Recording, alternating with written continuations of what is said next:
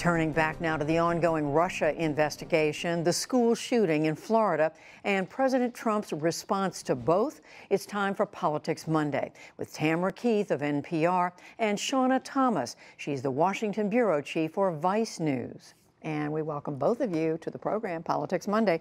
So, Tam, the president has now had several days to, I guess you'd say, soak in what happened at Parkland, the high school in Parkland last week. How do you size up his reaction? I mean, there have been tweets. He did visit Parkland over the weekend. What do you make of it?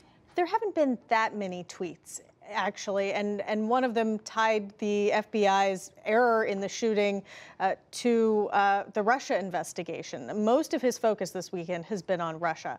As for the gun issue, there is this interesting development where, with the past two mass shootings that have happened during the Trump presidency, the White House has said the president wants to be part of the conversation.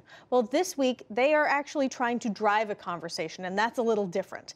Typically, they've sort of hung back and waited for the conversation to fade away. But this week, they are bringing some students to the White House, as well as state and local leaders, trying to do that thing that presidents can do, which is convene and guide a conversation. Who knows if that will result in anything different, but it is slightly different on the front end than some of the other past mass shootings during the Trump administration. Yeah, Shauna, how is it different? We're looking at this and trying to figure out, are they reacting differently this time? Well, I think there's two things. There's one, we also had the White House confirm that President Trump has spoken with Senator John Cornyn of Texas about possibly a background check bill that him and Chris Murphy had written. And the fact that I think that they confirmed it, put it out as a press release, basically, that was one step towards an actual thing that exists on paper right now. And I think the other thing that can't be denied is the power of those students. And that it's really hard not to say something, or at least put out a press release or do the student thing that you were talking about, when you are faced with those kids on all of the Sunday shows yesterday, playing on repeat on cable. They clearly know they are losing a little bit of a PR battle here, and that he needs to get on top of it to a certain extent. But on the other hand, Tam, they are still dealing with the same relationship they have with the gun lobby, with the NRA. So the same, it seems to me, it's the same landscape out there of political support, or is it changing? I don't think that the landscape has necessarily changed.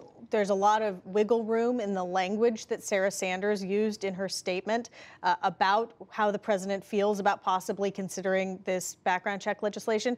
The other thing I would say is President Trump has been tweeting a lot all weekend. He has not tweeted an endorsement of the legislation, and he hasn't spoken publicly about it. And so he has a spokesperson out there, but he hasn't really put himself out there. The other thing I would say is that earlier, this legislation actually came about as a result of the last major mass shooting, that Texas church shooting, and the NRA, at least on some level, backed the legislation. It doesn't expand background checks. This is a far cry from what advocates, gun control or gun safety advocates, are arguing for.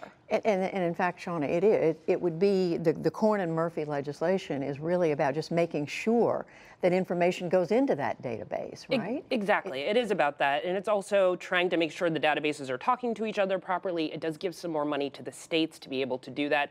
But I think the thing about it is, and maybe this is a small thing that people could get done, there are so many background check systems. There are so few people in the various agencies to actually do the work that needs to be done here, that if you don't see any movement, at least on money or trying to confirm certain things, then it is going to be a little bit toothless. The other problem being that the House legislation, that version of it, had a concealed carry provision within it, which the NRA did like.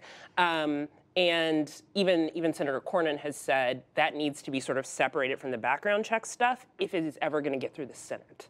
Yeah, and meanwhile, these students, we heard them on our program a few minutes ago, being very passionate about this, but how long will that How long will that last? We don't know. I do want to turn to Russia.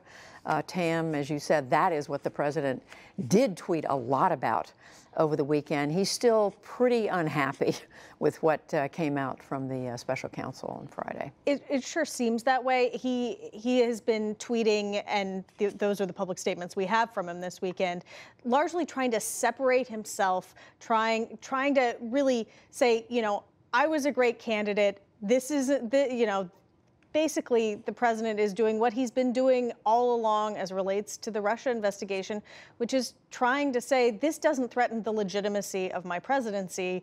Here, look at all the other ways how. And he didn't go after Russia, and he also didn't offer any prescriptions for how he, as president of the United States, would lead the nation in dealing with what it laid out in that indictment is a very serious problem. And he also kind of went after his own national security advisor just a little bit on Twitter. He sure did. Yeah, and I think one of the things is the indictment doesn't indict him, and it doesn't indict the Trump campaign, and the sort of overreaction on Twitter makes you wonder a little bit, why are you overreacting so much? And as you say, I mean, because Tam, if you look at it, I mean, the Russians started in 2014.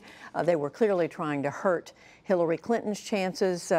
Donald Trump points out, well, they're not saying that I was the main beneficiary of this, because this happened long before I was a candidate. It started long before he was a candidate. Ultimately, the indictment makes clear that they did favor both Donald Trump and Bernie Sanders, and were trying to disadvantage Hillary Clinton as part of that campaign. Yeah. Well, we heard the conversation earlier in the show, Shauna. People look at this indictment, it's deadly serious. You have to believe there's more coming out. And yet the White House reaction is no.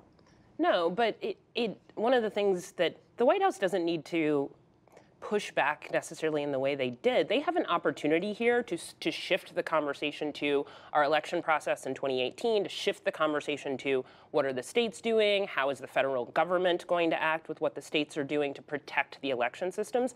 And for some reason, they aren't doing that.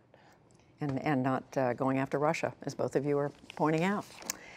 Shauna Thomas, Tamara Keith, thank you both. Politics Monday. You're welcome. Thanks.